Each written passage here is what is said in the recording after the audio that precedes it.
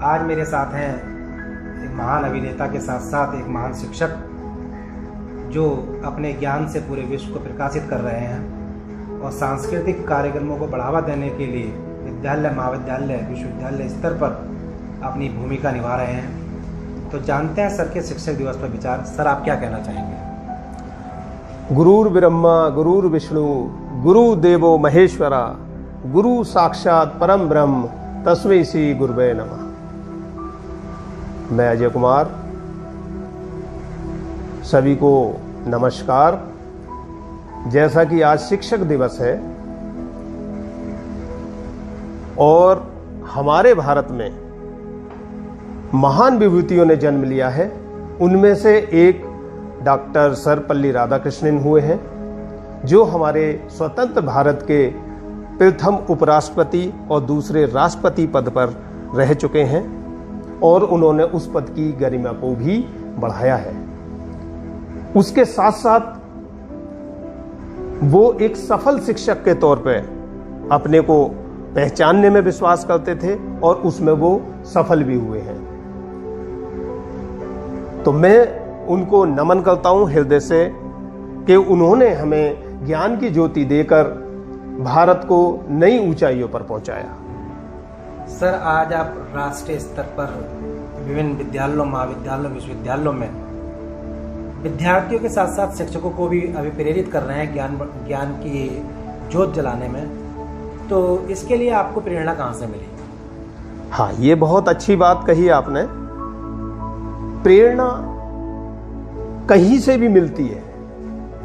बच्चे को एक पिक्चर के माध्यम से, गुरु के माध्यम से, एक इंसिडेंट के माध्यम से कहीं से भी वो शिक्षा प्राप्त कर सकता है। इसी तरह मुझे भी लगा कि कल्चर एक्टिविटीज के माध्यम से मैं अपने देश की सेवा कर सकता हूं। कल्चर एक्टिविटीज में शारीरिक स्वस्थता के साथ साथ मानसिक स्वस्थता भी छिपी होती है और जीवन सफल होता है।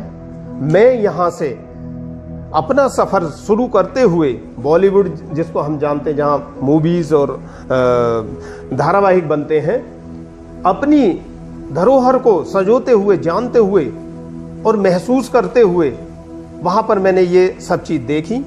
और वहां पर जैसा कि समाज में कुरीतियां हैं, अपहरण हो रहे हैं, आत्महत्याएं होती हैं, बलात्कार होते हैं, उन सबको हम मूवी के माध्यम से, धारावाहिक के माध्यम से जान पाते हैं। वहीं से सब ये अनुभव लेते हुए मैंने अपना मार्गदर्शन उसको ना चुनकर एक अध्यापक को चुना, जिससे एक समाज को दिशा दे सकूं और अपने अंदर की भावनाओं को प्रकट कर सकूं। बहुत अच्छा सर ने, जैसे कि बॉलीवुड में काम करते करते शिक्षकों को भी अभिप्रेरित करना शुरू किया। जैसा कि सर ने अभी बताया कि कहीं ना कहीं कुरीतियाँ हैं समाज के अंदर, कहीं ना कहीं जो बच्चों के द्वारा की जा रही आत्महत्याएं हैं, तो उसके लिए सर ने देखा कि मानसिक तनाव बहुत ज़्यादा रहता है।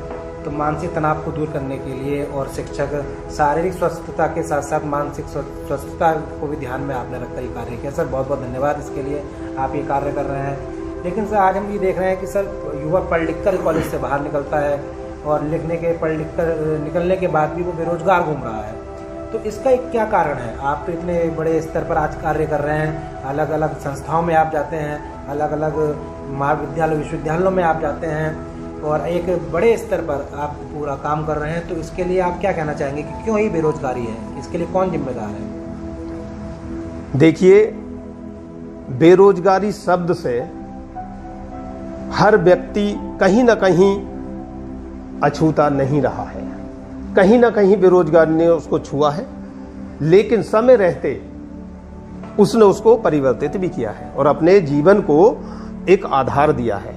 जैसा कि हम बेरोजगारी की बात करते हैं, बालक, आज का बालक डिग्री लेने में तो विश्वास करता है, शिक्षा प्राप्त करने में विश्वास नहीं करता, कौशल प्राप्त करने में विश्वास नहीं करता, जिसके कारण उसे बेरोजगारी का सामना करना पड़ता है। इसके लिए हम जानते हैं कि कई फैक्टर हैं जो इसके लिए जिम्मेदार हैं। उनमें सबसे पहला फैक्टर है माता पिता का। माता पिता को अपने बच्चे में ये देखना चाहिए कि उसकी रुचि क्या है, किस फील्ड में वो जाना चाहता है। उसी फील्ड में उसको शिक्षा ग्रहण करवानी चाहिए। दूसरा, बच्चा अपने माँ बाप का आदर्श होने के नाते उनसे कुछ कह नहीं पाता, अपनी भावनाओं को व्यक्त नहीं कर पाता, जिसके लिए वो अपने रास्ते से भटक जाता है। और शिक्षा लेने के बाद में लेनी थी तो उसे डॉक्टर बनना था, लेकिन दिलवा दिया उसको, LLB करा दिया, तो वो उसकी लाइन चेंज होने से वो बेरोजगार की श्रेणी में आ जाता है। तीसरा, जो शिक्षक उसको शिक्षा देने में लगा हुआ है, उस शिक्षक को बच्चे को पहचानना होगा और कौशल विकास के माध्यम से उसके जीवन को सार्थक बनाना होगा। बच्चे के अंदर छिपी हुई उन प्रतिभाओं को समझना होगा कि बच्चा किस तरफ जाना चाहता है, वैसे ही हमें शिक्षा देनी होगी। और इसके लिए सरकार भी जिम्मेदार है। क्यों? क्योंकि सरकार समय समय पर पद तो निकालती है, लेकिन समय पर उनको रख नहीं पाती। ऐसी कोई पॉलिसी आनी चाहिए जो एक ही पॉलिसी सभी परीक्षाओं को हेल्ड करे, उनको पूर्ति करे और समय से वो भर्तियां पूरी हो सकें। और इसका जो सबसे अंत में पॉइंट आता है वो है समाज। बच्चा अगर कुछ करना भी चाहता है तो समाज, परिवार उसको नहीं करने देता। काम कोई भी छोटा या बड़ा नहीं होता, रुचि के आधार पर होता है। उदाहरण के तौर पे हम Amazon.com एक कंपनी है, विदेशी कंपनी है, उसको हम देख सकते हैं कि उसने अपना काम बिल्कुल एक सड़क से स्टार्ट करते हुए और आज दुनिया की नंबर 1 कंपनी बन चुकी है। तो इस तरह से समय के अनुसार सरकार की अच्छी पहल है जो हमें आने वाले समय में देखने मिलेगी। तो आपका ये बहुत अच्छी बात सर आपने कही, क्योंकि बेरोजगारी में अगर हम बात करते हैं तो बच्चे को ही बेरोजगार समझा जाता है, बच्चे को ही जिम्मेदार ठहराया जाता है। लेकिन आपने बहुत अच्छा बताया कि उसके लिए माता पिता भी जिम्मेदार हैं, समाज भी जिम्मेदार है, सरकार भी जिम्मेदार है। और समाज चूँकि उसको छोटा समझती है, कहीं ना कहीं अगर वो व्यापार करना चाहता है तो इसके लिए सर बहुत अच्छे आपने बताई। कहीं ना कहीं बालकों को भी इसके लिए सीख मिलेगी कि वो स्वयं जो आत्महत्याएं हम देख रहे हैं बेरोजगारी के कारण, उसके लिए वो खुद जिम्मेदार नहीं है, जिसे वो खुद जिम्मेदार समझ लेता है। सर, अभी नई शिक्षा नीति भारतवर्ष में लागू की गई है, इस नई शिक्षा नीति के बारे में आपके क्या विचार हैं, क्या कहना चाहेंगे इस शिक्षा नीति को लेकर? कितना सुधार इसके द्वारा किया होगा हमारे देश में? देखिए, माननीय नरेंद्र मोदी जी के नेतृत्व में हमारी भाजपा सरकार जो है वो काफ़ी अच्छे सफल प्रयास कर रही है। और ये सबसे बड़ा कदम है शिक्षा के क्षेत्र में कि जो नई शिक्षा नीति उन्होंने लागू की है, ये एक टर्निंग पॉइंट होगी उस विद्यार्थी को शिक्षा पाने में जो अपने जीवन के लक्ष्य को पाना चाहता है। और सरकार का ये कदम बहुत ही सराहनीय है। इसके लिए मैं सरकार को, प्रदेश सरकार को, केंद्र सरकार को और माननीय प्रधानमंत्री जी को दिल से बधाई देना चाहूँगा कि उन्होंने समाज की वर्तमान स्थिति को समझकर इस नई शिक्षा नीति को लॉन्च किया। इसको हम आने वाले समय में इसका असर देखेंगे कि बच्चा जिस भी क्षेत्र में जाना चाहता है वो उसमें सफलता प्राप्त करेगा और जहां तक भी उसने शिक्षा प्राप्त की है वो अपने पसंद के फील्ड को भी चुन सकेगा। तो ऐसे कौन कौन से बिंदु हैं जो आपको बहुत अच्छे नई शिक्षा नीति में लगे? ऐसे किन किन विचार जो आपको बहुत अच्छे लगे, उस पर मैं आपकी राय जानना चाहूँगा। बहुत अच्छी बात पूछी आशीष जी आपने। जैसा कि सबसे पहली बात तो ये है कि आप इसके लिए बधाई के पात्र हैं, क्योंकि आपकी संस्था जो है अक्षिका आराध्या फाउंडेशन इस दिशा में पहल कर चुकी है। जो देश के डी स्कूलिंग की जो हम बात करते थे उस विषय पर आपने अपना विद्यालय शुरू किया है, सरकार ने उसको मान्यता दी है, तो इसके लिए आप बधाई के पात्र हैं। धन्यवाद सर। और आपकी जो ये संस्था है वो नित्य प्रतिदिन नए शिखर पर पहुंचे, ऐसा हमारा आपको आशीर्वाद है। धन्यवाद सर, धन्यवाद। तो कौन से बिंदु और आप कहना चाहेंगे, कौन कौन से सराहनीय कदम इसके हैं? सराहनीय कदम की अगर हम बात करते हैं तो सरकार ने इस नई शिक्षा नीति में जो शिक्षा हमारी प्राथमिक स्तर की है 1 से 5 तक जो है वो हम अपनी मातृभाषा में ग्रहण कर सकेंगे। दूसरी चीज, जब बालक इसको आगे बढ़ेगा तो स्टेप बाय स्टेप अपने रुचि के अनुसार उसको ग्रहण कर पाएगा और देश का अच्छा नागरिक होकर के देश को सफल बनाने में, विकसित बनाने में, राष्ट्र को अपना योगदान दे सकेगा। जैसा कि हम देखते थे कि बच्चा पढ़ता था, पढ़ने के बाद उसको किसी कारण बस पढ़ाई छोड़नी पड़ती थी, तो जो उसका समय था, चाहे वो 1 साल हो या 2 साल हो, तो वो कहीं ना कहीं बेकार हो जाता था। तो उसको लेकर भी शिक्षा नीति में सुधार किया गया है कि यदि बालक बीच में उसको ड्रॉप आउट करता है तो उसका वो समय भी व्यर्थ नहीं जाएगा। तो इस पर आप क्या कहना चाहेंगे? बिल्कुल बिल्कुल बिल्कुल, बात सही कही आपने कि जो बच्चे ने, देखिए, जो पाठ्यक्रम 3 इयर्स के होते हैं, 4 इयर्स के होते हैं, तो अगर बच्चे ने कोई पाठ्यक्रम ज्वाइन किया है और 1 वर्ष उसको हो गया है लेकिन वो उसका रुचि का नहीं था, तो नई शिक्षा नीति ये कहती है कि जो उसका रुचि का पाठ्यक्रम है वो उसमें प्रवेश ले सकता है और उसने जो 1 साल उसको प्राप्त किया, जो पढ़ाई की, उसका भी उसको उसमें लाभ मिलेगा। तो इस तरह से उसका जो समय 1 वर्ष का था वो भी उसके काम आएगा। जैसा कि अभी मैंने आपको बताया कि बालक ने वो पाठ्यक्रम छोड़ा, उसका उसको लाभ मिलेगा। इसके लिए उसके कई कारण हो सकते थे कि पारिवारिक कारण भी हो सकता था, आर्थिक कारण भी हो सकता था, लेकिन जो उसने 1 साल निकाला वो व्यर्थ नहीं जाएगा, उसमें उसको लाभ मिलेगा। तो नई शिक्षा नीति में ये सबसे बड़ी बात है कि जो एकेडमिक स्कोर है वो उसके बैंक में ऐड हो जाएगा। यानी कि आप बताना चाह रहे हैं कि यदि बालक किसी कारणवश उस पढ़ाई में नहीं जाना चाहता, या तो उसका फील्ड ऑफ इंटरेस्ट नहीं रहा वो, हाँ, या आर्थिक या पारिवारिक वजह रही, तो जो समय उसका बेकार चला जाता था। जैसे कि कई बार देखने में मिला कि बालक बीटेक में एडमिशन लेता था, लेकिन बीटेक में जाकर उसे पता चलता था कि मैं तो इस क्षेत्र के लिए सही नहीं हूँ, तो पढ़ाई छोड़ देता था, तो वो समय उसका व्यर्थ जाता था। बिल्कुल। अभी आप बता रहे हैं कि वो समय व्यर्थ नहीं जाएगा, उसका जो, अगर वो बालक 1 साल पढ़ता है तो उसको इंटर्नशिप सर्टिफिकेट मिलेगा, अगर 2 साल पढ़ता है तो उसको डिप्लोमा मिलेगा।